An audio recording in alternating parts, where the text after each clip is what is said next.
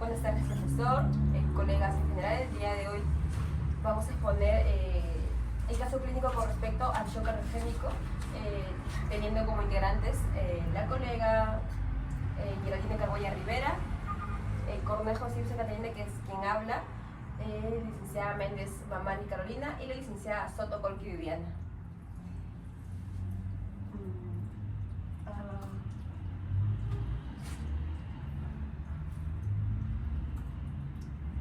Bueno, empezamos con la fisiopatología. Buenas tardes, doctor. A continuación vamos a hablar sobre la fisiopatología. Una pequeña introducción. El shock ocurre cuando el corazón no puede bombear suficiente sangre para satisfacer las necesidades del cuerpo. Pero la definición de lo que es el shock cardiogénico es un síndrome potencialmente mortal caracterizado por la hipoperfusión periférica y disfunción orgánica debido a una disfunción cardíaca primaria. Esto quiere decir que la sangre no va a llegar hacia toda nuestra superficie. Las causas generalmente son las más comunes para el shock cardiogénico es la insuficiencia aguda miocárdica, la insuficiencia cardíaca, las cardiopatías congénitas, arritmias, el postoperatorio de cirugía cardíaca, embolia pulmonar, enfermedades valvulares. Siguiente diapositiva. Ya. ¿Qué es la fisiopatología? Tenemos 7 puntos. La primera es isquemia miocárdica. El daño al músculo cardíaco debido a la falta de oxígeno, que es la isquemia, compromete la función contráctil del ventrículo izquierdo. 2. Reducción del gasto cardíaco. La isquemia reduce la capacidad del corazón para bombear la sangre, lo que disminuye el flujo sanguíneo a los tejidos. 3. Hipoperfusión tisular. La reducción del gasto cardíaco lleva a una falta de oxígeno y nutrientes a los tejidos, lo que puede causar daño celular y disfunción orgánica. 4. Activación del sistema nervioso simpático. La hipoperfusión activa el sistema nervioso simpático, lo que causa vasoconstricción periférica, taquicardia y aumento de la presión arterial. 5. Liberación de hormonas. La hipoperfusión también libera hormonas como la aldosterona y las catecolaminas, que contribuyen a la vasoconstricción y la retención de líquidos. 6. Inflamación. La hipoperfusión y la lesión tisular desencadenan una respuesta inflamatoria que puede causar mayor daño a los tejidos y a la función miocárdica.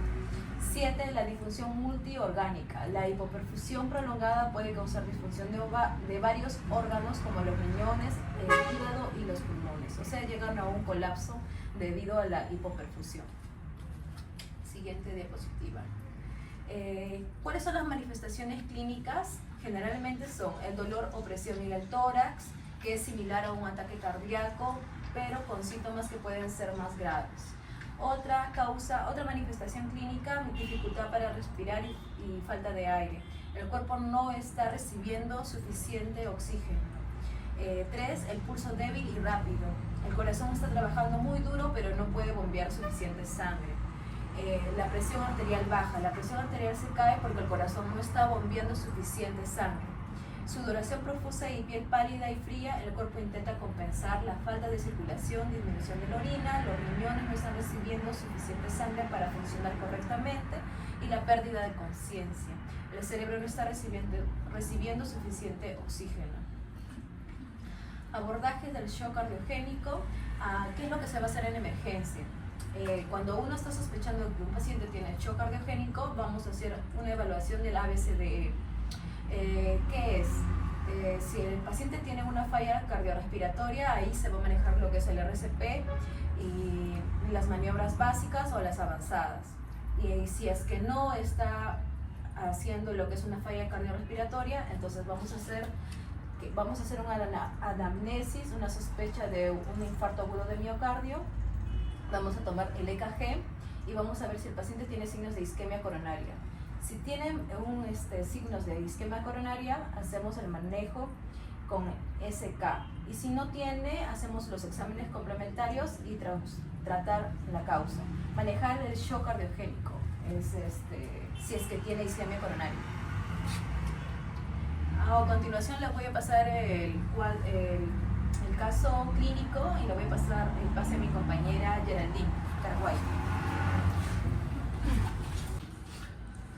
A continuación voy a presentar el caso clínico sobre shock cardiogénico. Paciente adulto maduro, sexo masculino de 58 años, ingresa a la emergencia a la sala de shock trauma del Hospital Guillermo Almenara en compañía de su familiar. Familiar refiere: estamos comiendo parrilla por mi cumpleaños, brindamos con unos tragos, estuvimos caminando y me decía que se sentía un poco agitado. Se sentía mareado y le dolía el pecho y de pronto lo vi en el piso y llamé a los bomberos. Él es alérgico a las pastillas, a la penicilina, tiene diabetes aunque no se controla como debería. También es hipertenso y a veces toma su pastilla losartán de 50 miligramos. Su mamá murió por tener una cardiopatía congénita y él después del COVID siempre me decía que se sentía cansado. Él trabajó desde muy joven siendo carpintero y hasta ahora lo ejerce. Paciente con alteraciones del sensorio, no responde al llamado, un Glasgow de 6, hemodinámicamente inestable. Inestable, ventilando por cánula binasal a 5 litros, un frío de 40%. Obeso, cabeza normocefálico, pupilas con midriasis al reflejo, a la luz, heridas de zona posterior de la cabeza, cuello cilíndrico con pulso palpable en carotidia. Sin malformaciones, tórax simétrico, hiperventilando, miembros superiores completos, abdomen blando, depresible, ligeramente distendido, convicción espontánea, miembros inferiores completas, piel y mucosas pálidas y frías, ausencia de pulso periférico, con cianosis en manos y pies, llenado capilar mayor de 2 segundos, al control de las funciones vitales, tiene una presión de 60 sobre 40 milímetros de mercurio, frecuencia cardíaca de 45 minutos, frecuencia cardíaca latidos por minuto, frecuencia respiratoria de 40 respiraciones por minuto, temperatura de 35.5 grados centígrados, saturación de oxígeno un 70%, un IMC de 30.9. Médico emergenciólogo indica intubación con tubo endotraqueal, ventilación en modo ventilación controlada por volumen BC, con medicación de propofol a 3 cc, colocación de vías periféricas, pasando dobutamina de 2 miligramos, atropina de 3 miligramos, cloruro a chorro de 500 ml, Emacel de 1000 ml, colocación de infusión de noradrenalina a 5 cc. Se procede a la realización de colocación de CBC, de línea arterial invasivos, sonda nasogástrica, sonda Foley, rayos X, rayos de tórax, EKG, exámenes de sangre, electrolitos y un ADA. A continuación, mi compañera va a exponer sobre los antecedentes. Con respecto a los antecedentes, es un paciente que tiene diabetes, es alérgico a las penicilinas, tiene hipertensión, tiene obesidad, ha tenido cardiopatía congénita, tuvo COVID y también tuvo una enfermedad ocupacional. Con respecto a los sistemas auxiliares, tenemos en la ECG, en el EKG, que se evalúa la actividad eléctrica del corazón buscando signos de infartos agudos del miocardio, arritmias o problemas de conducción. En el ecocardiograma proporciona las imágenes de la estructura y función cardíaca, incluyendo la fracción eyección en la presencia de problemas valvulares, el estado de pericardio y la detección de alteraciones médicas que pueden estar causando el shock. En análisis de sangre tenemos enzimas cardíacas como la troponina, creatina, sinasa, MB, que mide el daño de miocardio indicando la extinción del infarto. Gasometría arterial, que evalúa la oxigenación y la acidemia. En el panel metabólico completo tenemos la evaluación, se evalúan los electrolitos, la función renal y la función hepática. Periférico de coagulación evalúa la coagulación sanguínea. En la radiografía de tórax se muestra el tamaño del corazón, la presencia de un edema pulmonar y otros hallazgos relevantes. Cateterismo cardíaco, que puede ser necesario para evaluar la función cardíaca, la presión arterial y la presión capilar pulmonar enclavada. Angiografía coronaria identifica obstrucciones en las arterias coronarias que pueden estar causando el shock. La oximetría del pulso, que mide la saturación de oxígeno en sangre indicando la oxigenación tisular. Cultivo de sangre y orina si se sospecha de infección como causa o complicación del shock. En algunos casos se puede solicitar catéter de arteria pulmonar que proporciona información hemodinámica útil. Y la gamografía nuclear del corazón, que puede ser útil en algunos casos para evaluar la viabilidad miocárdica. A continuación se va a presentar algunos diagnósticos de enfermería. El primer diagnóstico de enfermería que hemos llegado de acuerdo a este caso clasifica en el dominio 11 de seguridad y protección como clase 2 de lesión física. El diagnóstico es riesgo de shock relacionado con volumen de líquidos inadecuados por las enfermedades cardíacas, la tensión arterial inestable y la hipotermia. Esto nos lleva a tener lo que es el NOC, que es un dominio 2 de salud física, clase E, cardiopulmonar, como código la severidad del shock cardiogénico, con lo cual vamos a tener la disminución de la presión de pulso, disminución de la presión arterial media, presión arterial sistólica, presión arterial diastólica, el aumento de la frecuencia respiratoria, tiempo de llenado capilar prolongado y la cianosis. En las actividades, en lo que es campo 2, fisiológico complejo, la clase N, manejo de perfusión tisular, y como código el manejo de shock cardíaco. Vamos a tener como actividad lo que es monitorizar si hay signos y síntomas del gasto cardíaco, auscultar los ruidos pulmonares para ver si hay crepitantes o otros ruidos adventicios, observar los signos y síntomas de disminución del gasto cardíaco, observar si hay una perfusión arterial coronaria inadecuada, cambios en el segmento del ST, en el EKG, ver si hay enzimas cardíacas elevadas o anginas según corresponda, monitorizar los estudios de coagulación, incluido tiempo de troponina, tiempo de tromboplastina, fibrinogénico, degeneración de la fibrina y reencuentro de las plaquetas según corresponda. Monitorizar y evaluar los indicadores de hipoxia tisular, la saturación de oxígeno, la saturación venosa central y los niveles del lactato. Mantener la precarga óptima por administración de líquidos endovenosos y diuréticos según corresponda. Preparar al paciente para la revascularización cardíaca, intervención coronaria, percutánea o injerto de diversión coronaria. Administrar medicamentos inotrópicos de contractibilidad positivo según corresponda y favorecer la reeducación de la precarga con vasodilatadores, inhibidores de enzima, convertidora de angiotensina o de un balón intraórtico de contrapulsación según corresponde.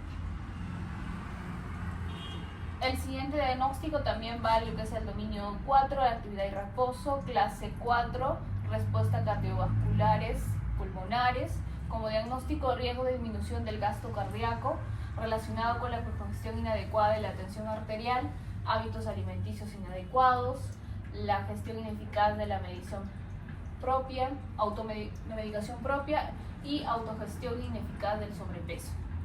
Como NOC vamos a tener el dominio 2, que es la salud fisiológica, clase E, cardiopulmonar.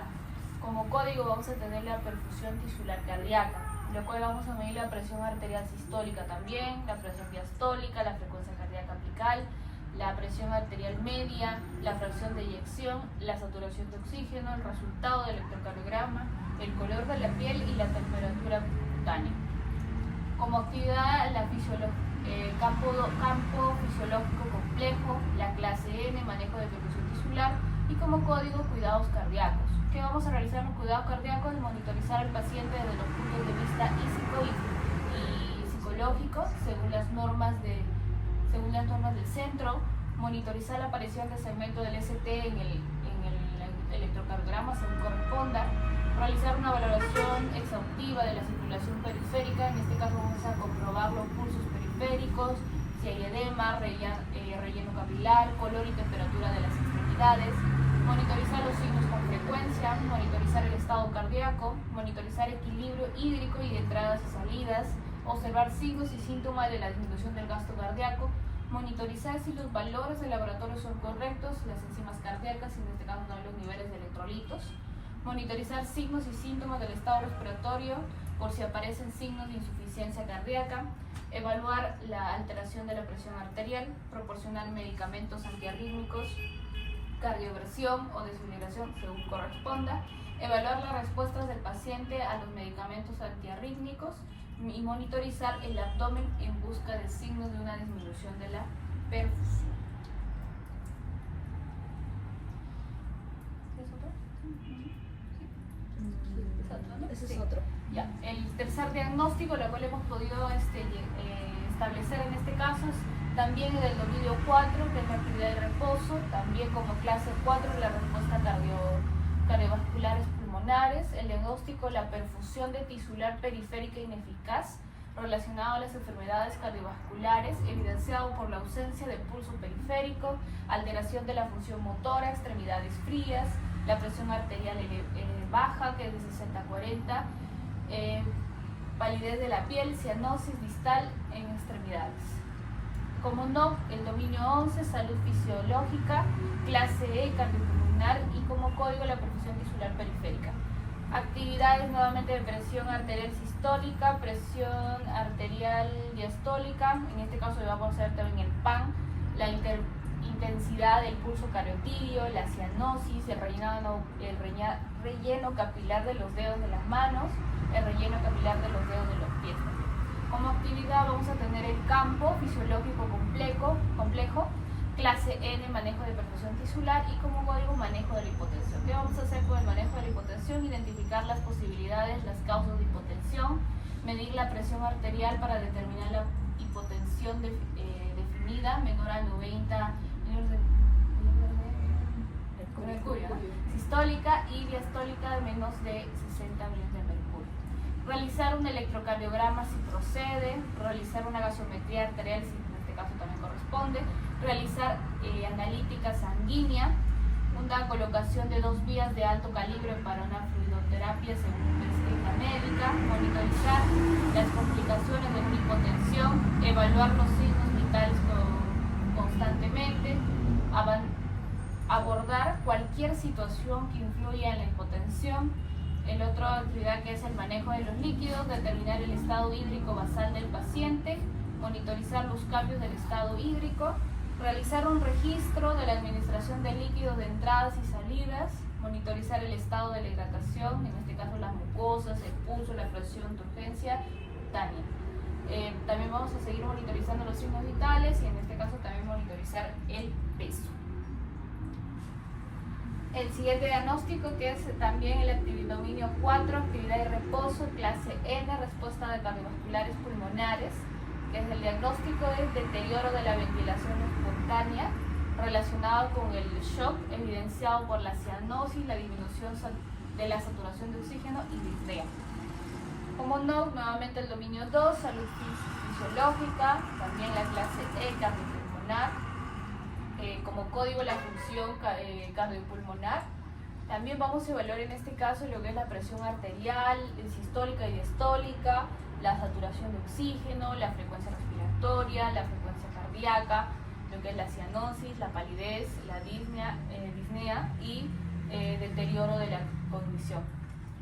En las actividades, nuevamente el campo es fisiológico complejo, la clase K, manejo respiratorio, el código es manejo de la ventilación mecánica invasiva. ¿Qué vamos a hacer en este caso? Es monitorizar las condiciones que indican la necesidad de soporte ventilatorio, monitorizar para detectar insuficiencia respiratoria inminente, obtener una evaluación del estado corporal basal del paciente al inicio y con campo de profesional, iniciar la preparación y la aplicación del respirador, asegurarse de que las alarmas del respirador estén conectadas, incluida la temperatura, la humidificación del aire inspirado.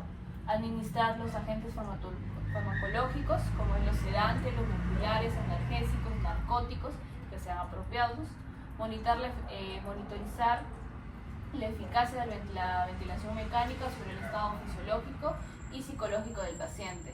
Brindar comodidad y confort al paciente entubado, prevenir las lesiones por presión con la técnica de inmovilización, asegurarnos los cambios de circulatorio cerrado cada 24 horas, utilizar las técnicas antisépticas de todos los procedimientos de succión y monitorizar si se producen los efectos adversos de la ventilación.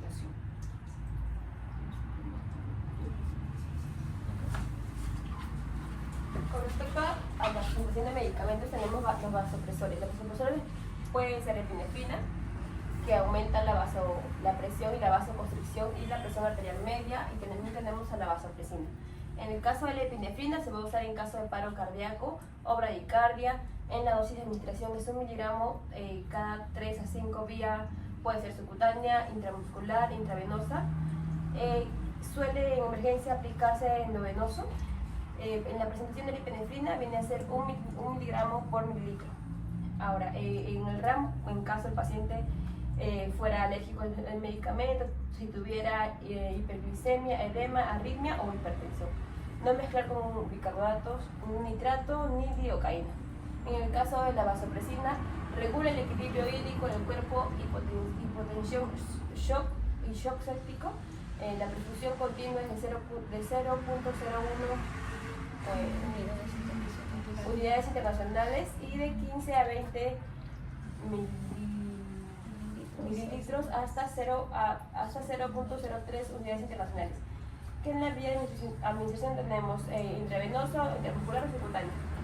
En la presentación tenemos la vasopresina, que viene a 20 unidades internacionales sobre 1 mililitro.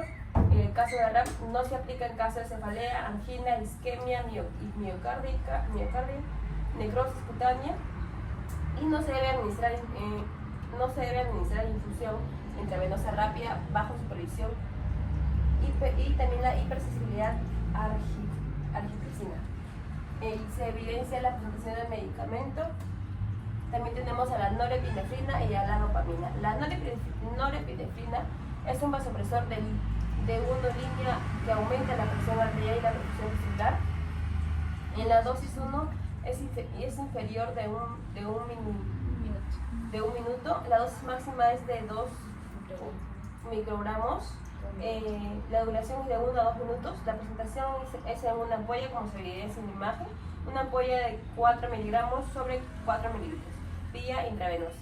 En el caso de que el paciente no se administra en caso de que el paciente presente bradicardia, hipertensión o cefalea, y debe ser diluida con dextrosa al 5%.